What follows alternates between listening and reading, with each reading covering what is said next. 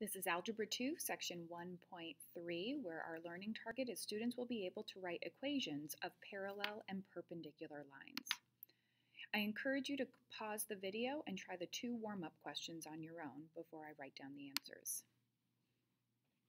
In our first example here, we're finding the equation of the line given that it goes through these 2 points. So in order to write the equation of the line, which is going to be in y equals mx plus b form, I need to know my slope and I need to know my b. So let's go ahead and calculate the slope. Remember our slope formula, one of the most important formulas that you can memorize in algebra. You will not get on the ACT, so you do really have to memorize it. We have x1, y1, x2, y2. So I do 2 minus 2 divided by negative 1 minus negative 4. I get 0 over 3. I just have a slope of 0. So that's kind of interesting. I then pick either one of these points, doesn't matter. I need to figure out what my b is, what my y-intercept is. Let's pick the very first equation. The very first coordinate point. We'll pick that one. So I'll plug that information into my equation here. I get 2, because y is equal to 2, equals 0 times negative 4 plus b. So my y-intercept is 2. To then write the equation of the line, if you want the placeholders of 0x plus 2, you can, or just y equals 2. Looking at our next warm-up question, convert the following equation from slope-intercept into standard form. Remember, standard form has all of those silly rules, right? It needs to be in the form ax plus by equals c, where a, b, and c are all integers and a is positive. So the first thing I'm going to do is add a fifth of the x to both sides of my equation. I get 1/5 x plus y equals negative 2. I then need to get rid of this fraction out front. I at least have a positive number in front of the x, but it is not an integer. In order to get rid of that fraction, I am going to multiply every single term by 5. And I wind up with 1x, or just x, plus 5y equals negative 10. Final answer. So those were our warm-up questions. Let's get into our learning target, where we're going to talk about parallel and perpendicular lines. Let's make sure we know what those definitions are. Parallel lines are 2 lines in a plane that never intersect. Parallel lines have the exact same slope. So if I have one line and it has a slope of 1/2, then a line that is parallel must have the exact same slope, also 1/2. Perpendicular lines are 2 lines in a plane that intersect at a right angle. Remember, a right angle is that 90-degree angle, right? That perfect kind of 90-degree angle that we see. Their slopes are opposite reciprocals. So if I have one line and it has a slope of, say, 5, a perpendicular line, which is sometimes denoted as an upside-down T, perpendicular, I would have to both flip and change the sign. Let's say this is 5 over 1. That's going to help me to see that an opposite reciprocal would be negative 1/5.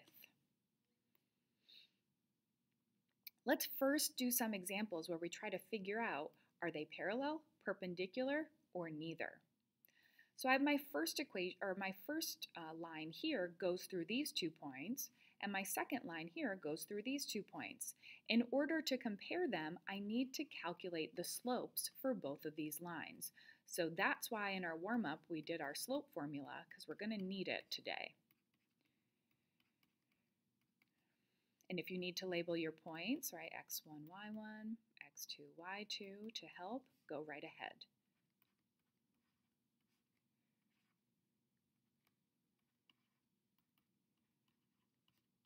I get negative 3/2 for the slope of line 1. For the slope of line 2, notice I'm just denoting them with a little subscript of 1 and 2. I get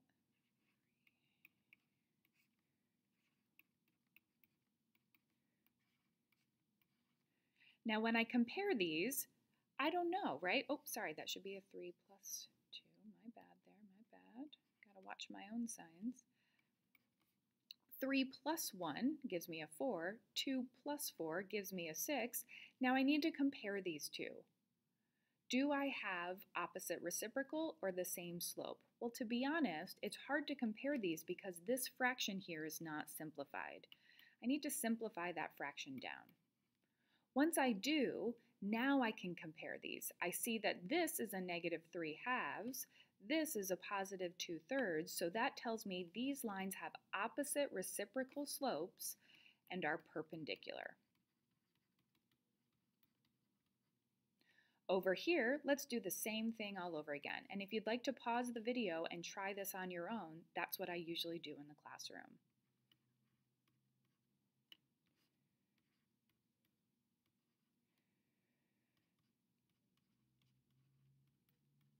Make sure you simplify those fractions.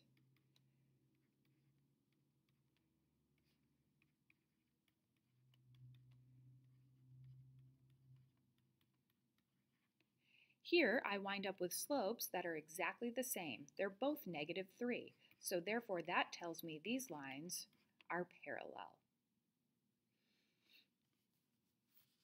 Now that we're able to tell if two lines are parallel, perpendicular, or neither, let's get into that learning target where we actually write equations of parallel and perpendicular lines.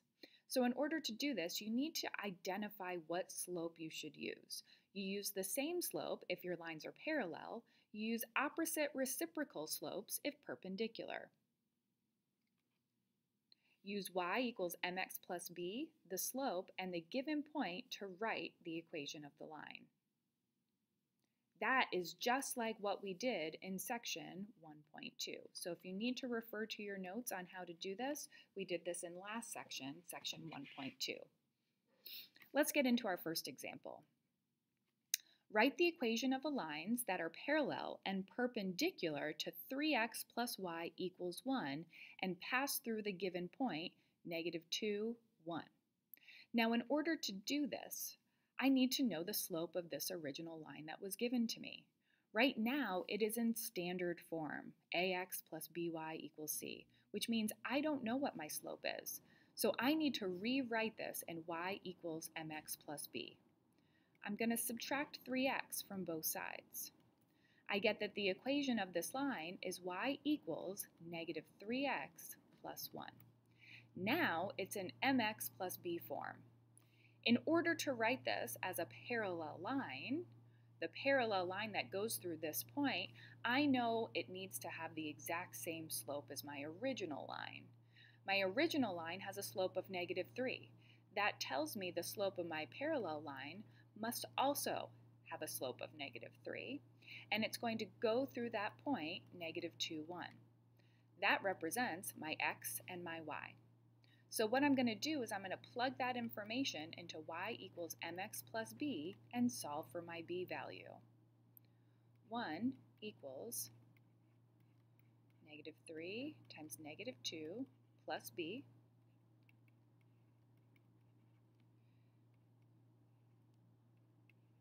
I get that my b value is negative 5. Remember, you're not done yet. All you've done is solved for your b.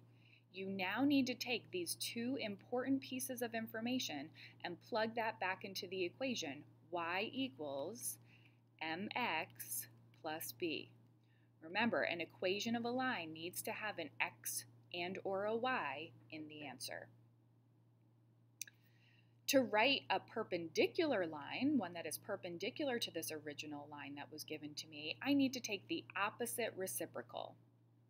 So right now my slope is negative 3 over 1. A perpendicular line will have a slope that is both the reciprocal of this, 1/3, and my sign changes from negative to positive. I still want it to go through this point, negative 2, 1, so that still represents my x and my y. I'm going to follow through the same procedure.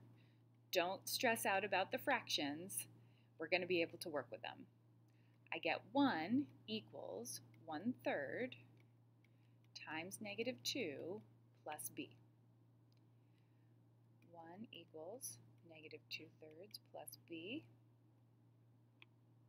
I then add 2/3 to both sides.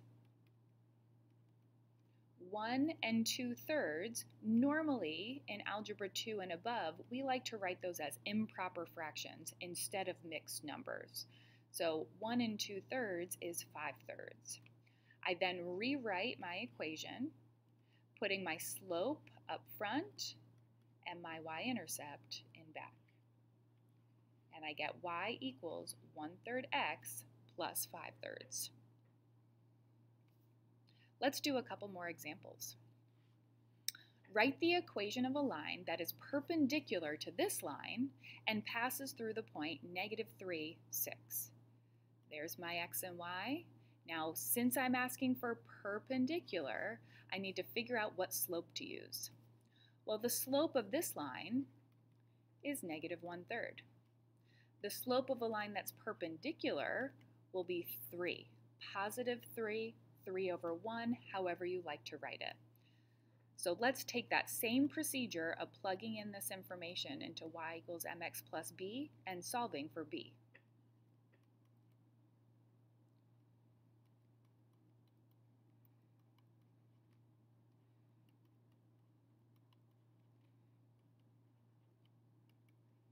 I get that b is equal to 15. Remember, you're not done. You must finish this off by writing me an equation of the line. Y equals 3x plus 15. That is my final answer.